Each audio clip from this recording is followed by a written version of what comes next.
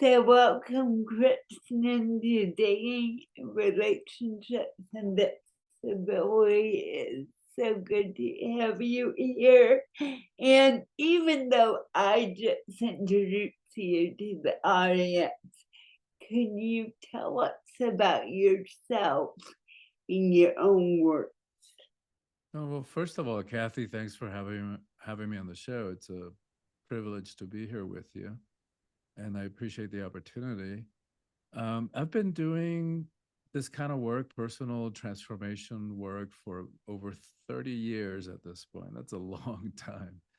And it focuses on different themes like relationships, how to do relationships consciously, on personal empowerment, how do we step into power in a way that's not about hierarchy or domination or control? Do work specifically with women around the issue of empowerment as well. And that stems from my belief that the empowerment of women is the single most important thing that needs to happen in the world. Because to that, we can connect all the other issues that we face. I do stuff on life purpose and how do we identify and how do we step into that, and it's a real privilege to do this kind of work that that makes it a difference in real human lives. Well, thank you for the work you're doing, especially on empowering women in particular, which I agree is one of the key answers to many of our problems. Yeah. So I would love to talk to you about empowerment in dance because some specialized in especially for people with disabilities. And I'm gonna kick off with what advice do you have for people with disabilities who really struggle not only with self doubt, but also with negative messages they had gotten from society and other people? Yeah, but, and it's that is such an important question because one of my main messages about love, because everybody's out looking for love, and paraphrasing the Course of Miracles, uh, the message is something to the effect of that it's not our job to look for love, but to look within ourselves for the obstacles to love. And what you're pointing to is one of those internal obstacles, which is how we value ourselves, our sense of self worth. Because if we're approaching love, if we're approaching relationship, not feeling good about ourselves, and not, how can we expect anybody else to respect us if we're not respecting ourselves? How can we expect anybody else to really honor and value us if we're not doing that honoring and that valuing? So for me that's step one, and it's not easy, right? The journey of self-acceptance or to self-acceptance is long and heroic. And for the record, I know self-doubt. I know self-hatred. My entire adolescence was one long depression. And if you flash forward to today, no matter what's going on in my life, no matter the circumstances, whether a relationship works out or it doesn't, whether a project succeeds or it fails, in quotes, never, ever, ever do I question my worth, my value. So I know if that can be healed in me, it can be healed in anybody. Mhm, mm. How would you say it's the best way to go about healing that in Well, the I would say, like in my retreats, it's a two-pronged approach. One of them is, understanding why we do the things we do, understanding the source of those negative beliefs, the conditioning that you were talking about, and then just questioning it. Just because we heard something, somebody said something to us the wrong way when we were kids, or we misunderstood it, we misheard it, we mistranslated. For whatever the origin of that is, it doesn't make it real. It doesn't make it true. And so that's one aspect of it, understanding the mental, the mindset part of it, and then where the real healing happens is with breath work. And breathwork is a big umbrella term. There's a lot of different breathing practices and techniques that fall under that. The type of breathing technique that I'm talking about is longer. You breathe in a certain way for about an hour and a half, and amazing things happen. I have yet to come across anything, Kathy, that heals past trauma as quickly and as effectively. And I come from a psychotherapy tradition. My dad was a psychiatrist.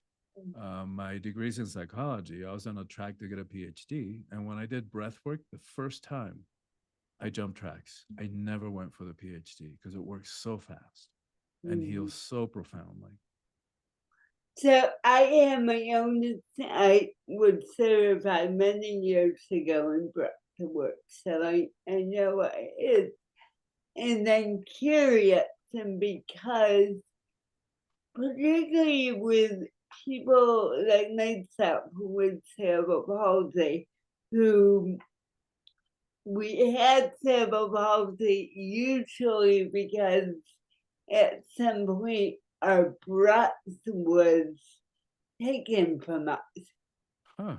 I'm just asking, based on your breath work, have you encountered any particular insights on breath work for people who have disabilities due to a trauma of not breathing? I mean, yeah, I hear that all the time. I haven't worked with people with cerebral palsy specifically in the Mm, past, but I'm really intrigued by this connection that you just made with that breath having been taken away. And but the trauma connection to the breath is for all of us. Like what happens the first thing we do when we get scared, when we get angry, it's like yeah, we swallow the mhm, breath, we stop breathing. And that's what anchors those emotional energies in us. And we've been so conditioned, to be afraid of the emotions, since we were kids, especially guys. Little boys don't cry, and there's so many faulty things that go with that belief that maybe we can talk about that later if you want, because it also connects to empowerment and to women's empowerment. But every time that we swallow those emotions, they get stuck in us. Like, think of a 2-year-old having a total meltdown. Like a minute later, they're playing like if nothing happened because they're having their emotions fully. We get into trouble with the emotions because we stuff them, we suppress them, we don't allow ourselves to feel them. And then what happens, those emotional energies have to go somewhere, so they get stuck in the tissues of the body. They start festering under the surface. And only a couple of things can happen. Or we suppress and we suppress and we suppress anger in this case. Then the next poor, unfortunate soul says something to us the wrong way, and boom, right, volcanic eruption. And right, we cause harm to our relationships. Or what tends to happen more frequently, we suppress and we stuff and we suppress and we stuff those emotions. And those emotions have to come out. They're just energy. And so they start showing up and seeping out as physical symptoms: disease, cancer, heart attacks, ulcers. So, really important that we get, like, develop our EQ, accept our emotions, and learn how to communicate them in a way that's appropriate. So, like, we don't want to go around throwing tantrums like a 2-year-old, but it is important that we learn how to express our emotions authentically. So now I'm going up for my own question thing. I'm very curious about what you said. So going back to dating and people with disabilities who typically struggle with dating because of how they're perceived. what would you say are the key emotions that someone may be holding in or not processing effectively enough, and that helps with confidence in dating? Great question again. I think I think we suppress most of our emotions, most of us. And what Mm, happens when we suppress the emotions, like if we suppress sadness, it turns into depression. It congeals into depression. If we suppress our anger, it turns into rage, and we walk around like raging cauldrons of like volcanic eruption. Um, so really important that we nip that at the bud and we learn to communicate those emotions in the moment, or or soon thereafter, if we want to like take a little time mm, to make sure that we're clear about what we're feeling. Like sometimes, like I'll do that. Sometimes like something's come up and I know that either I'm upset or something, hurt or that was but then I just take a pause and I breathe, right? So we breathe in the moment so those emotional energies don't get stuck in us. So mm, we breathe and then I get clear, what is it that I'm feeling? Right. And when have I felt that before? So I try to figure out what patterns um, mm, are triggering, because sometimes in our relationships specifically, we keep recreating patterns. Sometimes it mm, feels like we're stuck in the same old argument, only with a different actor, with the mm, same old relationship, only with a different person, different co-lead. So it's good to figure out these patterns, because there is only one common denominator in every one of those arguments and every one of those relationships, and it's right here. So we need to get clear about, why do we keep attracting certain kind of person? Why do we keep repeating certain patterns? And once they're not easy questions. It requires time and it requires going within, and asking sometimes hard questions and facing ourselves. But it is so infinitely worthwhile, because once we get clarity about that, then we have a choice. We can break those patterns. right, right. And smiling because I was working with someone earlier today, and I said to them, "So why do you think you keep attracting these types of people to you?" And Yeah.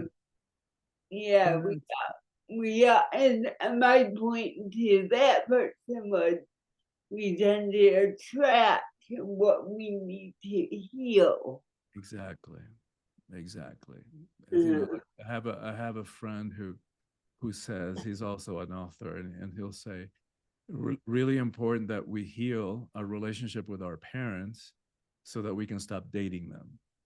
Uh, right, so you're absolutely right. We keep attracting people, creating opportunities so that we can see right, why we're doing the same things and healing parts of ourselves that a lot of times we're not even aware of. right. And so the really good practice for anybody who's interested in healing and in having relationships that have a chance of working is, if it's there, it's here, right? If and whatever they do, the more that it triggers us, the more that it gets us, it gets our goat, the clear that it's also in here in some way. And it could be subtle. Like, here, let me give you this example. For some years ago, I was dating somebody who suddenly stopped showing up, right? No phone call, no message, no email, nothing. Called him at work and wasn't there. So now I was like, wow, what's going on? Is it was he fired? Was it the drugs? Is there alcohol? I didn't get it because I was focused over there. So subconsciously, of course, because we don't get up in the morning and decide to do these things intentionally, I created another situation in a different part of life. So I was working with an agent, a literary agent, who was usually great about communications. She'd get back to me within 24, at most 48 hours. A week goes by and I haven't heard from her. Now that got my attention. Two people, different walks of life, kind of doing the same thing. So, because these are usually blind spots, we focus over there first. What are they doing? So, what were they doing? They weren't showing up. They weren't doing what they say they would do. They weren't keeping their agreements. They weren't keeping their word, right? Easy to see over there. Like now, how am I doing that? That's the tough one. Like turning that mirror around. Easy to, shove that mirror in their face, but turning that mirror around is hard, right? How am I doing that? It took me a few days, Kathy, because I was focused on my relationships. It's like, am I showing up? Yeah. Am I keeping my word? Yeah. Am I keeping my agreements and doing what I said I was gonna do? Yeah. And then it hit me. In relationship to my writing, like how many times had I said to myself, nobody else was in on this, I'm gonna finish that chapter by such and such a day. Did I do it? No. Did I renegotiate the deadline? No. I was doing other important stuff, doing retreats and workshops and other stuff, but I wasn't showing up for my writing. I wasn't keeping my word, my agreements with myself in that one particular area in my life. So, same thing, right? Just different details. But Right. here's like, oh, damn, I didn't want to see that. That's like I was doing the same thing. But here's the beauty of living life consciously. Within an hour, not exaggerating, of me having that insight, they both called. Like, Um, no longer did I need to create external drama until I got clear, right? Because nobody was forcing me at gunpoint to finish this chapter or finish a book. I have a choice. Like I could say, no, I don't want to finish it. No, I'm not. I'm going to extend the deadline, or no, I'm just not going to finish this book. But I wasn't doing any of that. I was doing this unconsciously. So I think a lot of times these dramas that we create in our lives are bringing attention to bring consciousness, either for mm, healing, like you're talking about, or to make a choice, right? To bring consciousness to it, bring intention to it. mm. On that note of intention, I work a lot with people who have a fear of rejection, and that can even hold them back from even dating. What would your advice be to someone to show up with that fear of rejection and to work through that? Yeah, beautiful and understandable, right? I think most humans walk around with that fear. So I get it. I know it. I have felt that way before too. Um, and yet the thing to remember is that our worth, our value is innate and it is inherent and it is unshakable. Nobody can give that to us. Nobody can take it away.